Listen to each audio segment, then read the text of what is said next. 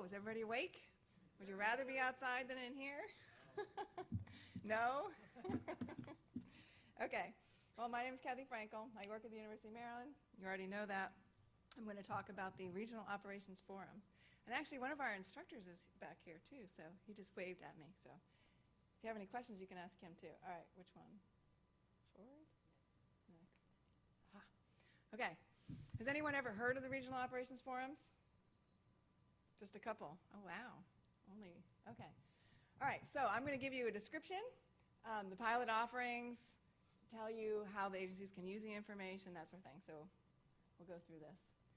Everybody knows what the problem is. Obviously, there's traffic issues, tight budgets. How are we going to effectively manage our system? So the Regional Operations Forums are just one piece of the solution. It's a 4.5-day regional training program. So we take it around the country, and we're doing 5 pilots, and it's basically to give them new and innovative approaches for managing the highway system. And it's also going to give them resources and provides a good networking opportunity. The goals. We have many. Okay, one, we need to mainstream transportation systems management and operations. We want it to be in the culture of the state DOTs. We want it to go from state of the art to state of the practice, so they're doing it all the time. We want to strengthen their TSMO programs regionally and within the state. Trying to develop a community of practice, so it's important for the states to get together on a regional basis to actually meet each other, know each other's names, talk to each other, exchange information. So we want to bring them together to do those things and then also facilitate it after they leave. Then, we're trying to hit mid-level managers, so we're trying to get people as they're moving up in their organization. So we're trying to give them the skills that they need now and bring that with them as they move up in their organization to carry TSMO and advanced TSMO as they're moving up. And then we actually have one right now, New Hampshire DOT. He went to the Operations Academy 2-week program, and he's now the Secretary of Transportation in New Hampshire. So that's kind of the goal we're shooting for. Anyway, and the last one is the best use of all the products that are coming out of the SHARP 2 program so that people know the best use for them. So that one, that they're aware of them, and two, on how they can use them. So we incorporate that into the training that we deliver. Okay, so it's a 5-day program. It's actually 4.5 days. I'll just say 5. Before they get there, so basically it's a commitment. So when they attend, they have to attend every day. It's not like you come to one of these sessions where you can come to some if you want and not. You have to commit to participating in the whole thing. Then they also do pre-study ahead of time. It's probably about 20 hours of pre-study. They have, they do general things such as overview of operations. They have a book that they have to read. They do systems engineering. They talk to their planning department and answer some questions so they can use those questions in one of the sessions that they have. So there's about 20 hours, and we give them about 2 months ahead of time to do it because, 20 hours isn't that long, but when you're trying to do your regular job and that, it takes a lot of time. Anyway, so they do that ahead of time. They have deadlines. They submit some things. It's graded. The whole forum itself, you get CEUs for, so every piece of it has to be graded. You have to get 70 or above in order to pass and get your CEUs. We haven't had anybody fail yet. The hardest part, we try to make it so that the pre-study part doesn't count too much, so that way the rest of it is just when they're there, and as long as they're participating, then they're going to pass. So anyway, then we also have instructor presentations. We have numerous presentations. I'll show you the schedule or the agenda later. But we have some PowerPoint. There's also group exercises that they do within those presentations and discussion. So the key is we're trying to either give them information that they don't know, get them to use it, and then talk to each other about it, or practices that they're doing now, they can share it with each other. We have, because of costs, we can't fly 15 million people out to a particular location 5 times. So there's a couple of sessions that we videotaped ahead of time. And we've posted them on YouTube, and I also bring the videotape with me. Anyway, so we do that, and in one session we did like a Skype Q&A session with the instructor. One session we had somebody actually present the slides, so we're kind of piling different ways to do it.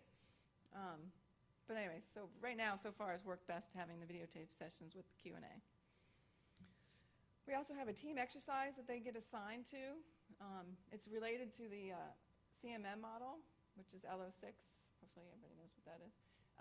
Anyway, so they get an exercise at the beginning, and they're grouped. There's 4 or 5 groups, and you have one participant from each state in there, so you're trying to get them to talk to each other. And so they have this team exercise. They work on it all week, and on the last day, they present it. So they develop a solution, and then they present it to each other at the end. We also have a technical tour. It started out that it was an optional technical tour, and but we ended up moving it around so that it's actually not optional. They really enjoy going and being able to see what other people are doing and ask questions and that sort of thing. So anyways, it's now actually part of the program. And then the last part is an agency implementation plan. So they go through this whole week, get new information that they can use in their agencies. We group them by agency, and then they get together and develop an implementation plan on things that they can do to try to implement TSMO in their agency now. It might be you have a short-term and a long-term piece of that, but that way they go home equipped with things that they can do right away.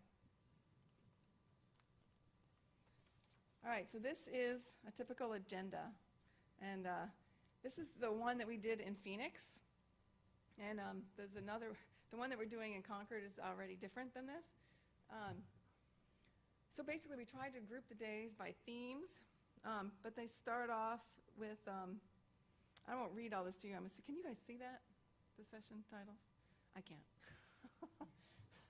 Anyway, so they need to learn the CMM model up front because that's what they're doing their team exercise about and the agency implementation plans. So they get that on Monday. And they do planning and programming for operations. They have performance measurement. They have systems engineering. The systems engineering pieces, they have some pre-study on systems engineering, and then they come in and they're going to do an exercise to try to solidify what they've learned.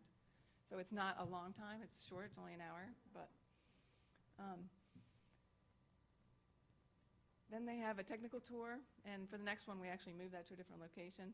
The next day is all about, it has traffic incident management, safety and operations, road weather, work zones, and traveler information and operations. And then the Thursday, managing a corridor, ICM, ATM. Some places actually don't know about that, or they're not as familiar with it, and some are. So the ones that are sharing information with those that aren't, so it's actually really good. I saw that really well when we were in Nashville.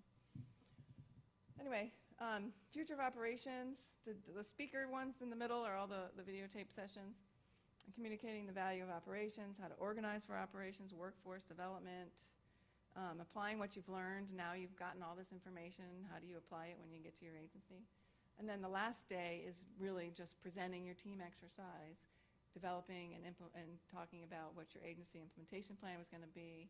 We give them the certificates, assuming that they were there all week and participating. They have to sign in.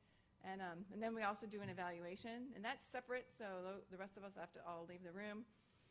Because it's 5 pilots, and each one, we've made changes after each one to try to make it better so that when we're all done at the end, we have a program that hopefully will be self-sustaining. And I know we do the 2-week version of the Operations Academy, and we've given that since 2007, and every single time we give it, we make changes to make it better for the next for the next class. So we do the same thing here with the pilots, which is why the evaluation is so important. So they feel like, I think they get evaluation fatigue, but it's actually really the only way we're going to get the information. So this is the one for New England. We've changed it up a little bit, and the only reason I'm showing you this is because in the last one we had the team exercise meetings like right after lunch. Now we moved them down to the end of the day again. They had started out at the end of the day, and they didn't like it that way, so we moved it, and it really didn't work there. So this is the whole point of us doing evaluation. We're moving things around to see how it works best. We've moved the technical tour to the first day. Like I said, originally it was supposed to be optional, and now we've moved it into the program. So this just little things like that we've kind of tweaked along the way, but if you looked at each agenda, they'd all be different. Target audience. We're trying to get a variety of different types of people to attend. The states are only given so many slots that they can pay for, that we pay for, through the project. Now they can actually buy additional slots to attend. We give them the costs of how much that would cost for that particular person, for one extra person or two, whatever. We give them the hotel and the meal costs, and then they buy the books. So we're only limited to 30 that we can fund through the project for each one. So in some cases, depending on how the number of states that are there, in some cases you only can have 4 people that are in attendance, which is the way it's going to be in Concord, or it can be 7 people that are funded, just depending on how many states are participating. But we have had several locations buying additional slots for their agency to send more people. Anyway, so the point is, when they target audience, we've had state police, MPOs, federal highway, TMC managers, maintenance people. You know, you want a good variety. Planners, it's really important to have a planner in each session. You know, we look at the people that they're sending, and we try to encourage them. If we see that there's no state police at all or no law enforcement, we try to encourage somebody to have that, because it's really important to have all the varieties in there that they're, you know, when they're exchanging information, it's good to have variety. And it's really good to have a planner too. Development process. It's ongoing. So anyways, it started out where the RFP that came out was, you know, I had alluded to the 2-week version of this Operations Academy that we do. So we started out as there were some of those topics that they wanted to include, and then there were some other topics that Sharp 2 and the TETG wanted to include, so we kind of merged it all together and tried to come up with an agenda. Originally we had sessions that were considered core sessions and then optional sessions. And then when we went out to the regions, they kind of all wanted to include everything. So what we ended up doing was combining some sessions together, and we made all the sessions the same, so that the optional went away. But like I said, we still are changing things around as we go, but they're still getting all the different sessions.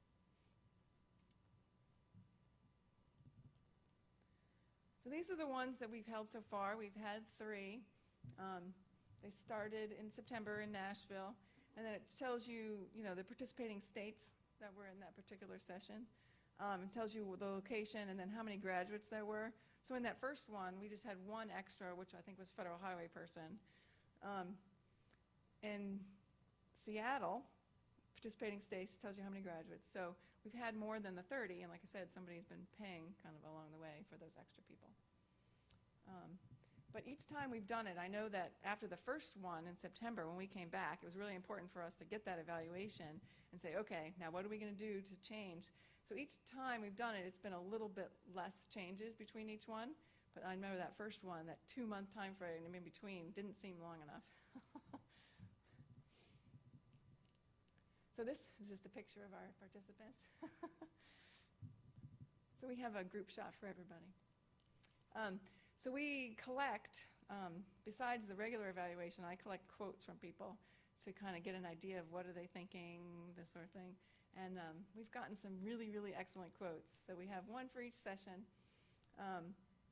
This one says they're going to be a champion of TISMO efforts in their department and help understand others what it is. That's what it's all about. You know, we're trying to get them to incorporate it into their agencies. And so it's great to hear them actually say that this is what they're going to do. This is Seattle. I love the carpet. Isn't it great? So this is our Seattle participants. And a quote here. This was Chris Thomas from Washington DOT. And then this was the last one we just did in Phoenix. I think this, in here, there was a little bit of spring break-itis going on because everybody was coming from snow areas, except for the people from Phoenix. And they said everybody kept wanting to look outside. Can you guys see those? I don't have to read them to you, do I? Anyways, the Phoenix one was actually the best one that we've done so far. And we have 4 pages of great, awesome quotes from them. And I had a really hard time picking which one to show you. But anyways, this is the one. And then we also have, like I said, law enforcement. You know, it's hard for law enforcement. This is totally different than what they normally do. In Seattle, we had a little bit harder time with the law enforcement.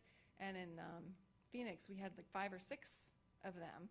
And so we really made a much better effort on trying to incorporate them into the process. You know, you can see she's saying that at time the sessions were challenging. It's outside of what she normally does. But it was important for her, and you know, she's a critical component of working with her other partners. And so it was important for her to be there and understand what they're going through too. So we have more coming up. We have 2 more that are being funded by this project. It's coming up the end of April up in Concord, New Hampshire, and those are the states. Now because there's so many states, they only get 4 participants for each state. And then the one in May, California DOT actually contacted us to see if they wanted to fund it themselves and use our instructors. So this is, part of the whole sustainability of the project. So we're go ahead and doing this. We wanted to incorporate it during the project that we're working on now so that we can incorporate that into our final report. So anyway, so California DOT has found the location. They're gathering their participants. We had all the instructors send them information. They're contracting with them directly. I'm sending out the pre-study. So I'm really curious to see how it goes. So far, so good, but it's obviously coming up in May. And we're using the same agenda for Concord as we are for this one. So we'll see how it goes. But anyways, obviously it's all one agency, which is different than the others. All the others were regional agencies, with regional participants. However, California is so big, you might as well be regional agencies. So we'll see how it goes. The next one after that for this project is Wisconsin. That's our last one. It's June 9th through the 13th. And our project ends, I think, at the end of June, so it's going to be tight getting the final report done. But anyways, that's the last one. And then Colorado has then contacted us, similar to California, and they want to do one in September. So we still have to get with them to set a date. But anyways, so I think that was very encouraging that they want to do it in their states. So we have lots and lots of results of attending. The biggest thing, which I think is really interesting with all the information that we're providing them, they still say that networking and the sharing of experiences is the thing that comes out is to be the best. And we find that same information with the regional or the operations academy that we do, same thing. But they do the agency implementation plans. They come out with actual things that they're going to try to do when they get back. They understand the importance of TSMO. They all go and say they're all energized, excited about trying to do things once they get back to their agency. And it's really important. These are more specific. The linkage of performance measurement to TSMO planning and day-to-day TSMO. Appreciation of the promises and challenges of connected vehicles. One of the speaker sessions that we do is on connected vehicles. Shelley Rowe is the speaker, and she really tells the agencies what they can do now to prepare. So anyways, they get all psyched up about that. Obviously, they come out with the Sharp 2 products and results. At the end of each session, we give them like a list of resources, and we kind of go over what the Sharp 2 products were that were incorporated into that session, so they know where to go to look for more information. Networking, we have a listserv for them. They also ask, they have a list that has all the other participants that were in there so they can call each other. One of them asked for a private Facebook page. We're actually still working on that. And then one of them had asked also they wanted to get together again annually. So that's not something that we can do with this project, but that doesn't mean we can't figure out a way to make it happen. So anyways, those are the big networking things that we're doing. So the futures of the ROF. Obviously the project ends with the last pilot, which is in June. And so we have to put together options for sustainability on how we can keep it going. And we have a planning workshop scheduled for May. We're going to have some draft options, discuss them. We're going to incorporate them into the final report. Obviously the Operations Center of Excellence is out there. It could be that these fall under that. I did want to tell you, though, that has anyone heard of the knowledge transfer system? I think you guys talked about that earlier today. Well, we've included the ROF information into that knowledge transfer system already. So it's under resources, and it's also, if you're on the front page, it's under Find It Fast. It says Regional Operations Forums. So I've tried to include everything in here. It has the description, it has the pre-study information, it has all the presentations. So when you click on any one of those topics, it expands and you see the list of things. So every presentation that we gave at the last forum is up there in a PDF version. All the pre-study information, like I said, is there. How do you schedule one? Right now, just gives me my contact information, things to think about. So anyways, all this is up on the knowledge transfer system right now. So the future.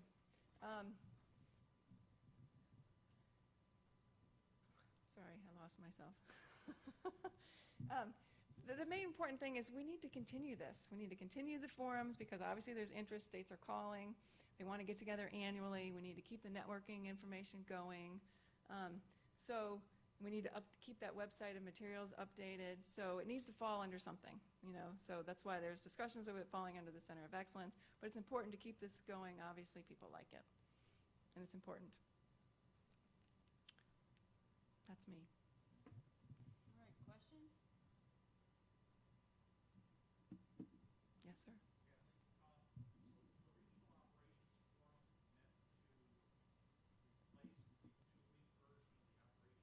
It is not, no. And then we had,